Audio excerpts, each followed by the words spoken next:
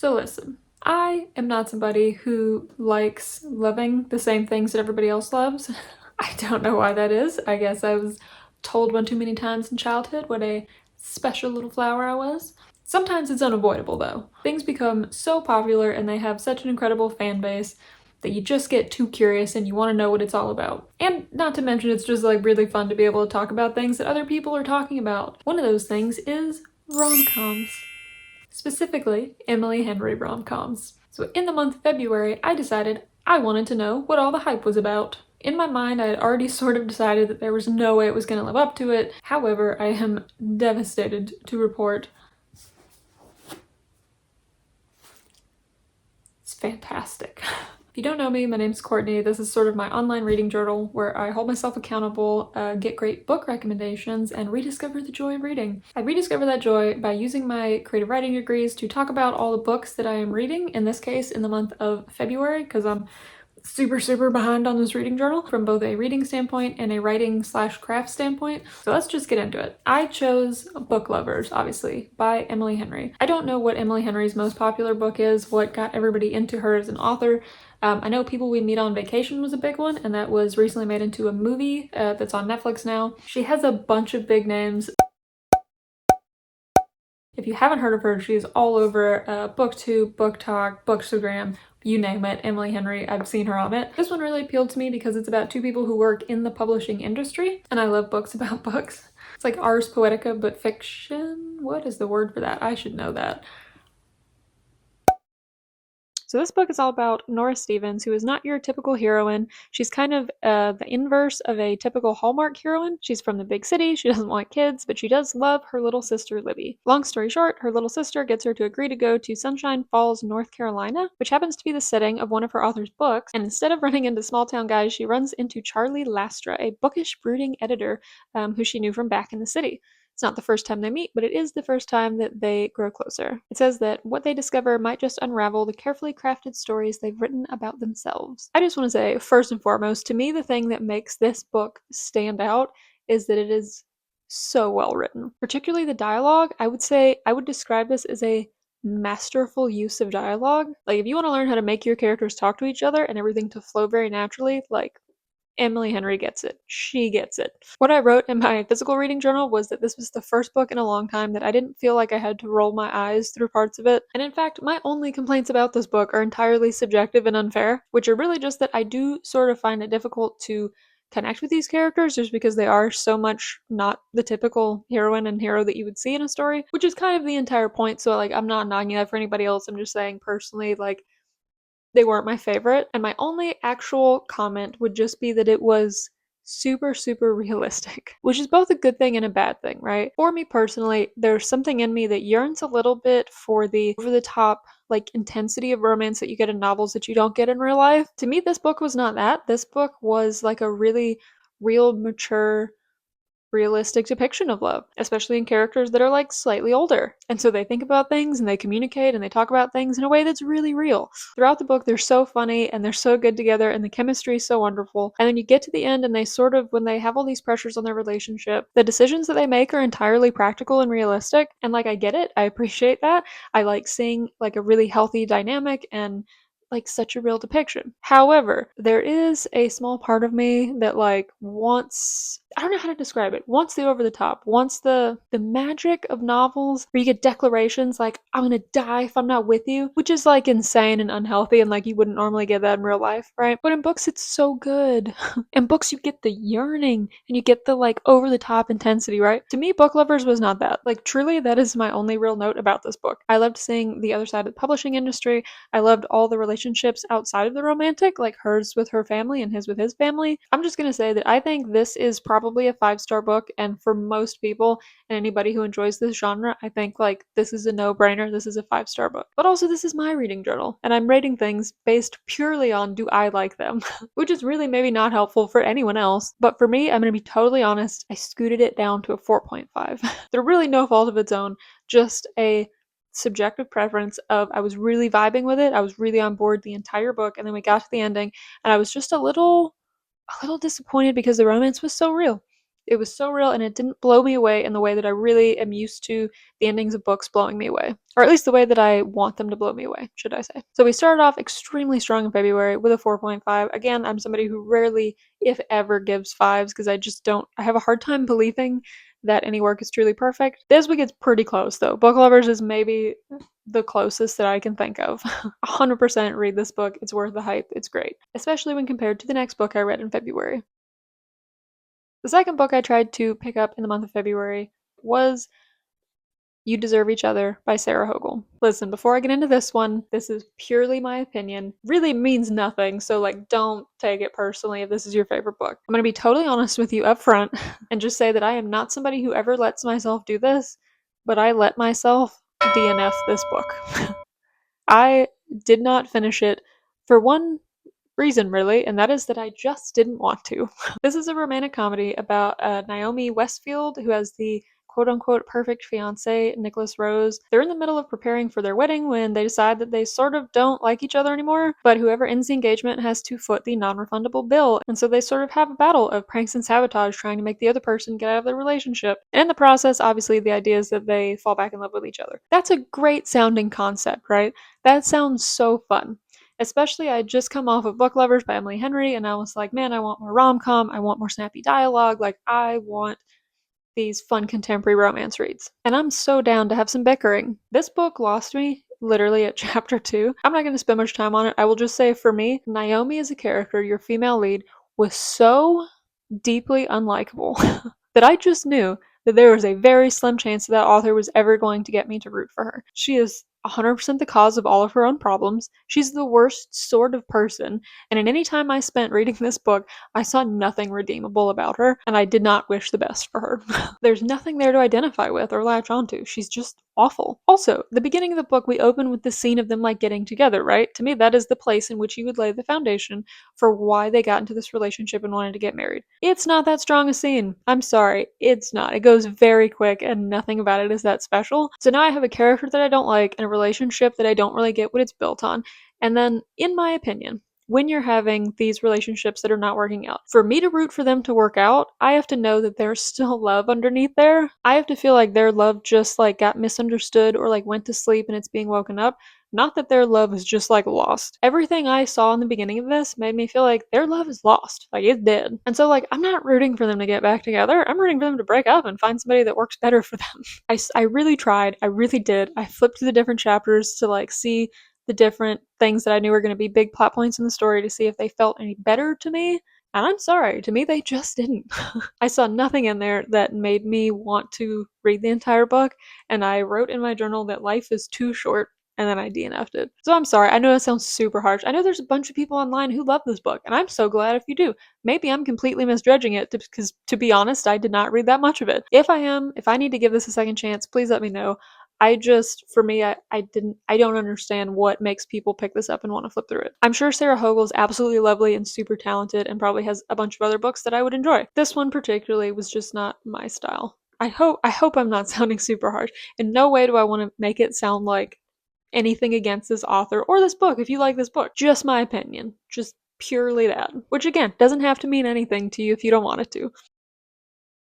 Moving right along, the next book I read in February was another rom-com, no surprise, The Hating Game, a novel by Sally Thorne. Oh my gosh, why is it so good? I was questioning if I really liked rom-coms after the last book I read. This made me decide, yes I do. Also, I'm just now kind of noticing this, setting these books out in front of me.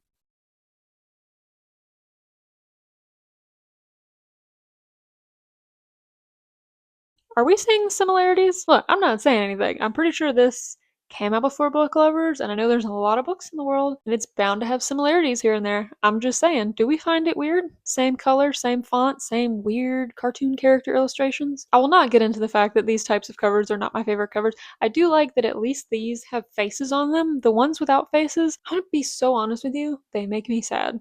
They make me a little bit sad because they're just so I don't know, modern and easy feeling and kind of generic. And I miss gorgeous covers. I miss beautiful aesthetic aesthetic, complicated covers, and everybody's going all minimalistic. Anyway, I'm getting totally sidetracked. Ignore me on that. We can talk about covers another day. So I did something that I know is controversial. I watched the movie before I read The Hating Game because it was on Netflix and I liked the actors and actresses in it. Look, I don't have to justify myself to you, okay? I watched the movie first. I was recommended this book by somebody at my work a couple years ago, but I just I don't know. I never got around to it. And when I saw the movie pop up on my feed, I was like, oh man, I think that's the same thing. And so I watched the movie first and I liked it so much that I decided I had to buy the book and I had to read the book, which, like, to no one's surprise, I do think is better than the movie. Sorry to interrupt. One quick thing. I just realized that I forgot to tell you what that book was about. Basically, Lucy Hutton and Josh Templeman's companies merge and they're forced to work together at the same publishing company, and they hate each other. They play little hating games back and forth at their desk all day, and things get really complicated when they realize they're up for the same promotion. And as things get more complicated between them, they have to decide if they're still playing games or not, and if they really hate each other or something else. The pacing, especially in the beginning, did feel a little tiny bit off to me. I don't know if that's just because I was used to the pacing of the movie. I thought the characters were a little bit more odd than they needed to be, kind of just like quirky for quirky's sake. That being said, I didn't dislike it. Just a comment. I think, quite honestly, the book and the differences between it and the movie, the book is good in its own way, and the movie is good in its own way. They are different. They have different like beats and different pacing and some different scenes, and like they're both good. It did go a little bit fast, and it is in first person, which I don't know if I said that with book lovers. First person is not my favorite point of view. I'm an old-fashioned third person POV sort of girl, but in book lovers and in the hating game, I think it just works. The pacing, the point of view, everything just works. Like, to a lesser extent than book lovers, but I think the hating game also did subvert some of my expectations of rom-com, and kind of in the opposite way of book lovers, I really found this getting stronger the longer I read it, and I really, really liked the way that it ended. This has a very kind of big, gestural, romantic ending. There is a line in here in particular that I quote, but I can't remember exactly what it says. Something about all the little miracles. If you knew all the little miracles that were happening in your body, you'd be blown away. Something to that effect. And like, I thought it was so good. Like, in the way that this had like beautiful language and beautiful metaphors, this also just has some like beautiful lines and beautiful dialogue that really stuck with me, and it was great. So I'm also going to rate this, maybe controversially, with also a 4.5. Here's the thing, here's the problem, right? Who are you rating books for? Are you rating them in general, like against the world of books or for other people? Or are you rating for yourself? I'm rating this for myself. Like, this is also a 4.5. I think that it's maybe not quite as without flaw in its writing as Emily Henry's book is. It's a touch sloppy in places where you're sort of moving through character motivations and plot points, but like, it's so good. I really connected with it. This is something that I would flip through because I want a comfort read or something that makes me happy. I thought the ending stuck with me. The ending was even better. The ending was like my favorite part of the book. And so for me, these were very different in like my reading of them and the way in which I enjoyed them, but I enjoyed them pretty much equally, just in different ways for different reasons. But before I reveal which of those books ultimately won out for me, I did read one more rom-com in the month of February. And that was The Love Hypothesis by Ali Hazelwood. Now, Ali Hazelwood is also all over social media as a very influential and very popular rom-com and romance author. She sort of pioneered STEMinist rom-com, if I'm not mistaken. A lot of her characters are women in STEM, which is sort of unusual. I want to say The Love Hypothesis was one of, if not her most popular novel. It's about a third-year PhD candidate, Olive Smith, who doesn't believe in lasting romantic relationships, but she basically ends up fake dating Adam Carlson, who is a young hotshot professor and a well-known jerk at her university, and they each have their own motivations, but they basically keep this fake romance going as she's trying to get to this big science conference and develop her research, but obviously things heat up between them as well. So I just want to say up front, I really enjoyed this novel. I did. I really liked it. I say this very lovingly. I do think almost the entire thing is an exercise in the suspension of disbelief. I say this because so many of the plot drivers to me are just absurd. Like, the way in which they get into this fake dating relationship is very specific, and you're like, was there not another way to get these characters into hot water? Every time they're sort of physically shoved together, it's this weird scenario where you're like, why would people do that to you? Aside from that, I do think the cast of characters was slightly too big. She had too many friends. I think the story would have been stronger if you pared it down and made her have one or two people that were really close to her to kind of bounce those friendship dynamics off of, instead of spreading them as wide as the author did. This is a small thing, but I just want to say that I love the chapter previews that you get. Like, the little hypothesis notes that kind of get you hyped for what's going to be in the chapter. Like, So, what a cute convention. I think because her backstory with her mother is kind of a big emotional driving point of the story that could have been expanded upon a little bit. Again, what I write in my physical reading journal is usually my first knee jerk reaction, so it's a little rougher than like what I would normally like say to anyone. What I wrote in there was just that I felt like this was almost like a rough draft that somebody quickly forced into shape to be a finished novel. I think it was just a touch rough feeling, and so for that reason, I just wanted slightly more. Again, fantastic novel, fantastic writer, not knocking that in any kind of way. I have one other gripe, and I don't wish to like be controversial or like get too into this or anything. This is a bit of a spicy book, right? I mean, Book Lovers is a spicy book, not crazy spicy, but there is spice. The Hating Game is a spicy book, not, I would say maybe even less spicy than the others, but like still spicy. The flavor of spice in this to me was a little bit too spicy. Like, I am not trying to be a prude about this, but you gave me two characters which they sort of self-describe themselves as almost asexual, people who like do not think about physicality and like connection with other people that often in that way, and then they get together. Explosive is the word I would use. I think the way in which the scenes are written is almost graphic. Can I say graphic? Yeah, I mean, nobody's watching this channel. I'm not monetized. I can say whatever I want. Graphic. I mean, it is. The language in which they describe what is happening in their bodies is just a little bit like crude and evocative in a way that it really threw me for a loop, felt not natural for the characters to me. It just felt like too much. Like, I am down for spice, not as down as I used to be in my youth. I'm trying to get away from that and like have only tasteful spice when it is necessary to the story. I don't even mind that there was spice and that they connect in that way in the story. I'm simply stating that the way in which this was written felt a lot more like X-rated to me than either of these books did. Even though like the actual things they are doing are not that different, something about the way in which it was told, especially from characters that I did not expect to react to it in that way, just felt a little like strange to me. Felt like it was somebody else's spice that was like just dropped in on these characters where I didn't really feel like that's what should happen. Anyway, that makes it sound like I don't like this book. I did like this book. I rated this a 4.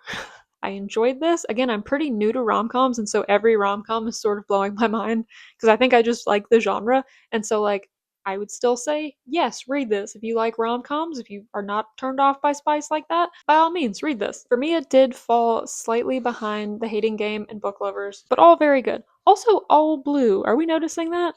Is there something I'm missing? Why is everything blue with white text?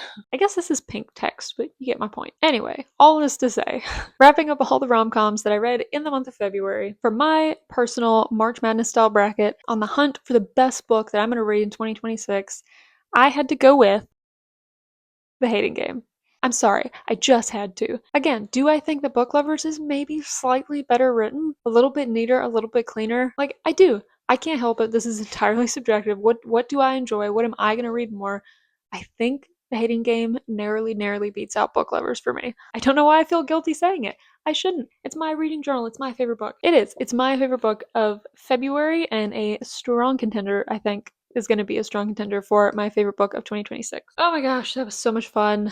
I love romance. Romance is, without a doubt, my favorite genre, all subcategories of that. Rom-com is one of my new favorite subcategories. I had a fantastic time. Did you have a fantastic time? Do you love rom-coms this much? If you do, if you have good rom-com recommendations for me, please let me know. I truly can't get enough, and like, honestly, I want one that's even funnier. I want more calm in my rom-com. This was a great month for me. I think this was a great set of books to read with each other so you could really compare and contrast and really put all these authors side by side. I thought it was a super fun experiment. Highly recommend. Highly recommend all of them, except for Maybe You Deserve Each Other. Please read them. Let me know what you think. Let me know if you think my takes are good or my takes are trash. Talking about books and reading and writing is my absolute favorite thing. And I can't wait to look back on this at the end of the year and see how these books made me feel and how these books made me react and get to like relive them all in that way. And I think I have a pretty great lineup of books coming. So please come back and hang out next time so we can talk about those too. Thanks for hanging out.